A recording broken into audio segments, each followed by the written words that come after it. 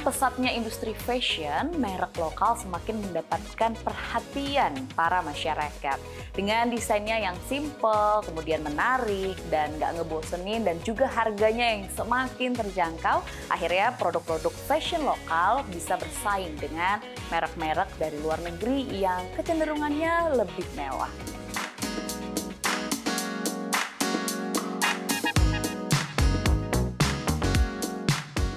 Head of Fashion kategori Development Tokopedia Aldi Darmayo mengatakan, industri fashion di Indonesia memiliki potensi yang sangat besar. Pasalnya ekonomi kreatif saat ini menjadi penyumbang sekitar 7,8% dari produk domestik bruto Indonesia. Tingginya permintaan masyarakat akan produk fashion terlihat dari tren belanja online yang mencatat bahwa fashion menjadi salah satu kategori produk yang paling laris sepanjang tahun 2023.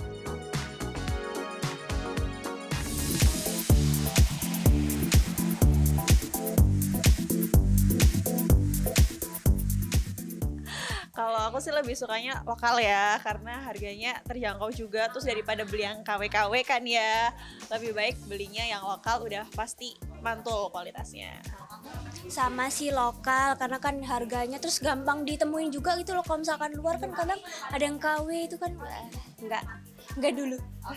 Saya sih senangnya produk lokal. Kenapa? Ya nggak kenapa-napa sih. Harganya kan miring juga gitu kan, kualitasnya juga lumayan.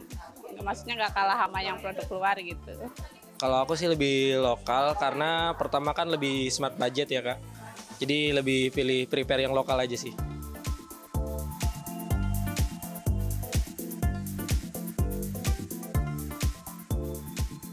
Kalau aku yang pertama pasti modelnya kan dari mata turun ke hati gitu ya. Kalau modelnya udah klik, nah baru deh nanti lihat-lihat yang lainnya. Gitu.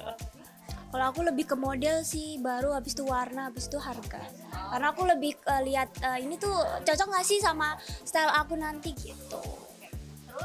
Yang pertama sih pasti harga. Cuma kadang kalau misalkan lihat warnanya cakep, harganya lumayan, kalau cocok sih saya beli gitu. Jadi meskipun rada mahalan kayak gitu ya nggak apa-apa. Yang penting kan saya cocok warnanya, cocok modelnya kayak gitu. Harga sama kualitas sih kalau bisa. Kalau bisa ya harga sama kualitas lah yang aku pilih.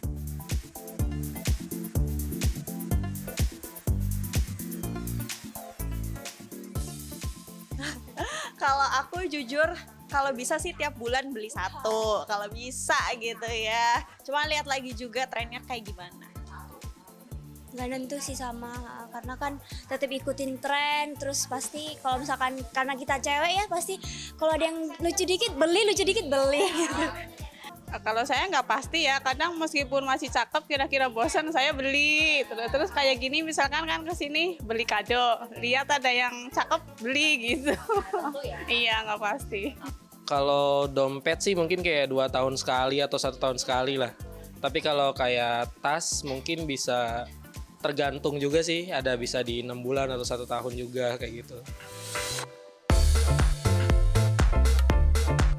Salah satu brand lokal yang sedang naik daun adalah James Honey.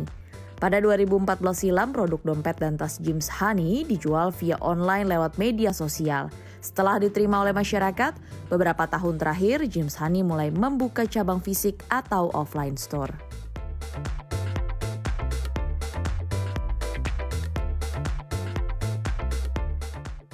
Halo Mbak Jessica, apa kabar? Hai, Terima baik. kasih loh udah diajak ke salah satu toko offline store dari James Honey. Awal-awal mungkin aku mau nanya nih Mbak Jessica sebagai owner atau pengusaha dari industri fashion ini. Melihat kondisi industri fashion di Indonesia pada saat ini secara umum dulu deh, seperti apa sih? Oke. Thank you ya atas kesempatannya. Jadi untuk industri fashion saat ini itu menurut saya perkembangan itu cepat banget Kak. Jadi kayak industri dan terus up to date banget dengan barang-barang yang fashion. Apalagi anak zaman sekarang ini dikuasain oleh anak muda yaitu generasi Gen Z. Nah anak generasi Gen Z ini tuh suka banget berstylish gitu. Mereka tuh suka banget keluar entah ke mall, entah jalan-jalan ya, mereka tuh suka banget dari atas sampai bawah itu kayak pengen bener-bener yang fashionable. Jadi dengan seperti itu kayak untuk industri fashion itu sendiri bener-bener sangat diminati dan sangat tinggi saat Iya. ini. Seperti itu. Oke, lalu kalau kita bicara mengenai industri fashion, pasti kan ada yang menyebutkan bahwa yang namanya barang pasti ada harga. Kalau Betul. kita bicara soal Jimsani ini kan, kalau nggak salah harganya nggak ada yang lebih dari 300.000. Bener Betul nggak? sekali, betul sekali. Nah, gimana nih kalau dari Kak Jessica sendiri menanggapi konsep ada harga ada barang dengan kondisi Jimsani harganya juga sangat terjangkau. Pendapatnya seperti apa? Nah, kalau menurut saya yang pertama dari Jimsani itu sendiri selalu ingin mengedepankan kualitas. Yang paling penting adalah kualitas is number one. Nah, ketika kita tahu nih pasar itu marketnya kemana dan target marketnya kita pun juga pertama kali Jimsani muncul sampai sekarang harga itu kita tidak pernah yang melambung tinggi. Jadi selalu permainannya harganya 100, 200 bahkan di bawah 300.000. Dan kita akan terus mempertahankan harga seperti itu dengan kualitas yang terbaik. Jadi kita makin tahun itu kualitas kita upgrade. Nah, bagaimana cara upgrade-nya? Ya kita akan misalkan contoh detail chrome-nya.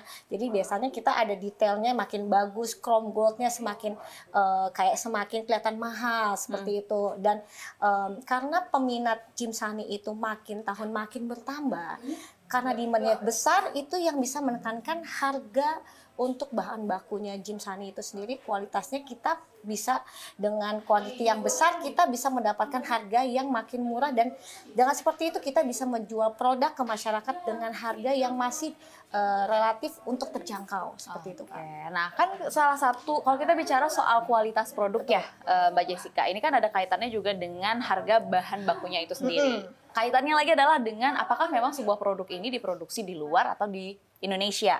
Kalau dari Jimsani sendiri, apakah termasuk produk Indonesia atau brand Indonesia? Mungkin boleh dijelaskan ke pemirsa CNBC Indonesia. Oke, kalau untuk Jimsani sendiri itu adalah brand Indonesia dan saat ini kita pabriknya masih di China ya, tapi kita ongoing tahun ini lagi buat untuk pabrik di Indonesia. Jadi kita bisa menyebutkan kedepannya Jimsani akan menjadi brand Indonesia dengan produk Indonesia karena akan diproduksi di Indonesia gitu. Boleh dijelasin kenapa sih akhirnya dari Jimsani sendiri mau menuju 100% produk Indonesia? Itu kan artinya produksinya di Indonesia, harus bikin pabrik sendiri, tenaga kerja sendiri, itu kan pasti cost. Pertimbangannya dari Mbak Jessica sendiri apa? Pertimbangannya karena kenapa? Yang pertama adalah thank you banget sama masyarakat Indonesia itu udah me-welcome Jimsani. Jadi Jimsani itu sendiri kita kan pelajari namanya kita dari sudut pandang bisnis gitu ya, kita lihat oh ternyata demand-nya Jimsani itu makin tahun makin bertambah. Jadi kami semakin yakin untuk bikin pabrik di Indonesia karena kita ketika buat pabrik itu kan pasti quantity banyak ya. Dan terus yang kedua adalah kita semakin yakin pengen kedepannya tuh kayak bisa membuat suatu produk yang benar-benar mengedepankan Indonesia. Misalkan let's say Jimsani bisa X sama batik Indonesia. Dan ini kan kita mengusung banget Indonesia ke depannya, dan kalau misalkan kita nggak buka pabrik di Indonesia kayaknya rasanya nggak mungkin ya. Jadi dengan goal yang seperti itu kita tuh pengen ada goal ke depannya Jimsani itu membuat karya ya, membuat sebuah desain yang benar-benar ciri khas Indonesia. Jadi orang Indonesia, orang luar negeri misalkan datang ke Indonesia mau belanja entah oleh-oleh, kita bisa untuk ke arah sana kayak oh oleh-olehnya kalau belanja di Indonesia itu apa sih? Oh ada Jimsani contohnya seperti itu. Oke, nah kalau kita bicara selama beberapa tahun terakhir sebenarnya kan tantangan dari produk yang dibeli dari luar Indonesia ini adalah yang pertama berkaitan dengan pajak. Betul. Kemudian yang kedua yaitu bahan-bahannya ini berkaitan dengan nilai tukar rupiah terhadap dolar Amerika Serikat. Ngaruh nggak sih Mbak Jessica? Pusing nggak ngadepinnya? Itu ngaruh banget dan jujur pusing banget. Jadi kayak ada apa contoh kenaikan kurs dolar ya kan. Terus yang kedua kalau misalkan ada perang ya kan. Lalu yang ketiga masalah peraturan pemerintah tiap negara itu kan berbeda-beda.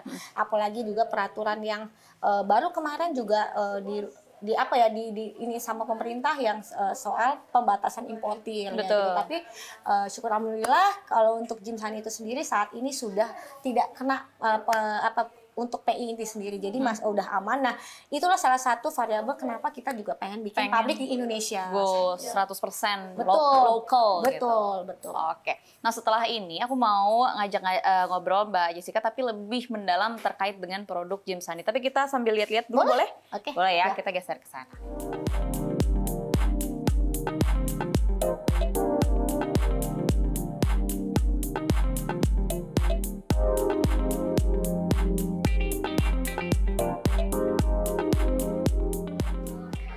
kenapa sih buat masyarakat Indonesia sekarang saat beli produk salah satunya adalah tas, matters banget gitu. Apakah memang produk ini lokal atau luar? Karena kalau kita bicara soal produk lokal ini kan definisinya diproduksi di Indonesia, itu artinya tenaga kerjanya pun dari Indonesia. Kalau tenaga kerja dari Indonesia, lapangan pekerjaan semakin terbuka.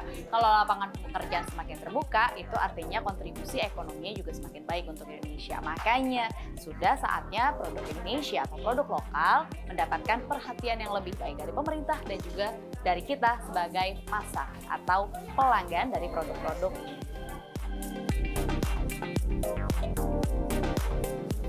Oke, nah ini nih ya salah satu, bisa dikatakan kalau ini produk paling viral nggak sih? Iya Jessica? benar. Ini karena produk terakhir untuk collab-nya kita sama Katia. Oh, Tia Aristia. Jadi kemarin kita ada collab dengan Katia Aristia. Kita mengeluarkan ada total 5 produk collab dengan Katia, dan ini salah satunya.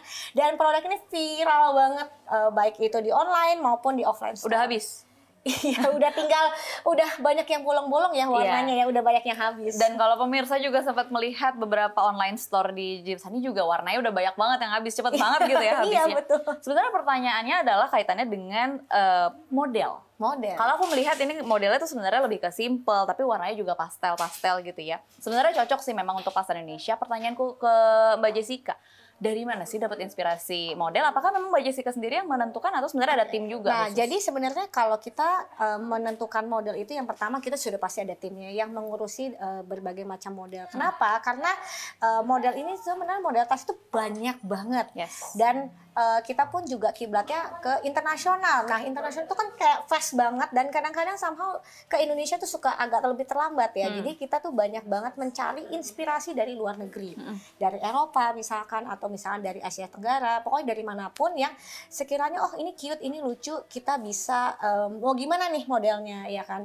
Jadi kita eksplor lagi, kita bikin sampel. Kalau sampelnya serasa masih kurang, oke, kita apa yang harus kita ubah nih, entah talinya, entah resletingnya, atau resletingnya nggak ada, dihilangkan, diganti dengan pengait dan sebagainya. Jadi dan ada juga yang kita gambar sendiri kayak gitu. Dan ini untuk yang koleksi dengan Katia, kebetulan itu adalah hasil collab-nya kami berdua antara Jimsani dengan Katia sendiri. Jadi secara desain. Betul. Jadi sebelum launching kita ada pembicaraan antara Katia dengan Jimsani, mau kayak gimana sih modelnya, kira-kira dengan model kayak gini Katia suka nggak? Apa kan kita mesti mencocokkan karakter dari Katia itu sendiri. Betul. Seperti itu. Melihat besarnya pasar Indonesia begitu Jimsani diterima oleh masyarakat, akhirnya membuka offline store. Betul. Kenapa tuh kira-kira? Jadi pertama kali kita buka offline itu adalah setelah pandemi, yaitu tahun 2021.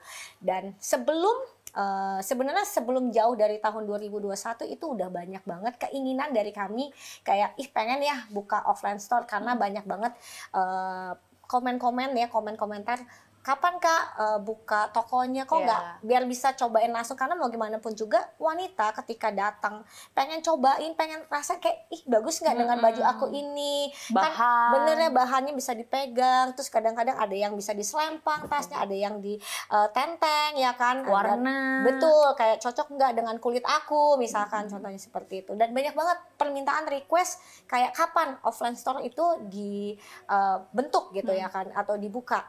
Nah, akhirnya kami setelah pandemi kita memberanikan diri untuk buka offline store. Nah, ternyata buka toko yang pertama diterima, yang kedua responnya positif gitu ya. Terus dan akhirnya berlanjut sampai detik ini di tahun 2024 kami udah total hampir 30-an lebih, bahkan kita ongoing ke 40 store, dan itu perkembangannya cepat banget. Dan itu kenapa? Karena para JH Ladies dan JH Gentleman sendiri yang ngerasa bener-bener cinta banget sama Jimsani. Jadi ketika kami opening kayak barang tuh cepet banget habis. Kayak kapan dong di kota aku dong pengen rasain rasanya kayak shopping experience yang kayak pengen langsung coba. Cabang paling jauh di? Kenapa paling jauh itu di mana lokasinya? Store-nya adalah paling jauh itu di Papua. Oke, udah ada di Papua berarti ya? Berarti udah seluruh Indonesia. Ya, dan ongoing kita pengen di seluruh Indonesia. Ada rencana mau buka store di luar juga mungkin? Karena mengingat kan Jimsani ini brand Indonesia, baru ada di Indonesia gitu kan? Ada rencana untuk ada, jadi banyak banget juga teman-teman yang posisinya tuh tinggal di luar negeri, mereka kayak misalkan contoh ke Malaysia atau misalkan Singapura dan sebagainya, ada yang kayak gimana nih aku pengiriman ke luar negeri, bisa nggak kayak kapan ada rencana untuk buka toko di kota, maksudnya negara saya kayak gitu. Jadi kayak ngerasa kayaknya ini sebagai peluang Potensi, gitu ya kan, potensi untuk Jim Sunny makin go internasional. Jadi doakan semoga kedepannya Jim Sunny bisa buka store juga di luar negeri. Itu rencana kedepannya, Iya, tujuannya ya. betul. Oke. Nah kalau kita bicara berkaitan dengan bisnis gitu, pasti pertanyaan utamanya adalah omset dari Mbak Jessica sendiri. Boleh disebut berapa sih omset Jim Sunny per bulannya? Omsetnya Jim Sunny per bulannya itu sekitar hampir 30-40 M. Iya. 30 sampai 40 miliar Iya, rupiah. betul. Kalau ditanya berapa sih produk yang terjual, mungkin setiap bulan atau setiap tahun? Nah, kalau untuk produk Jim Sunny yang terjual setiap tahun tuh sekitar kurang lebih 6 juta piece. 6 juta piece. Kedepannya Jim Sunny bisa di angka 1000-an mungkin aja seperti itu. Oke, kita tadi udah ngomongin target omset, kemudian target membuka produk atau pabrik di Indonesia. Ada nggak sih target lagi yang mungkin di tahun ini pengen dicapai oleh Mbak Jessica untuk Jim Sunny sendiri? Oke, kalau untuk tahun ini goalnya Jim Sunny itu sendiri sebenarnya adalah ya kami ingin terus berekspansi. Ya sudah pasti kayak pengen nambahin offline store supaya makin mendekat antara Jim Sunny ke customer itu sendiri ya. Terus yang kedua, kami akan terus memberikan kualitas yang terbaik, model-model yang paling up to date. Tapi jangan khawatir, ketika kami makin terus berkembang bukan berarti harganya makin mahal, tapi harganya kami akan tetap mengupayakan bagaimana harganya itu tetap stabil. Tapi kita memberikan kualitas seperti tagline-nya kita, yaitu you deserve the best. Jadi kalian berhak untuk mendapatkan yang terbaik dari kami. Secara kualitas dan juga secara harga. Betul sekali. Oke, baik. Terima kasih Mbak Jessica Ya, sudah meluangkan waktu sama-sama. bersama kami di Desain Bisnis Indonesia. Semoga target-targetnya bisa tercapai. Amin, semuanya. amin. Thank you so much.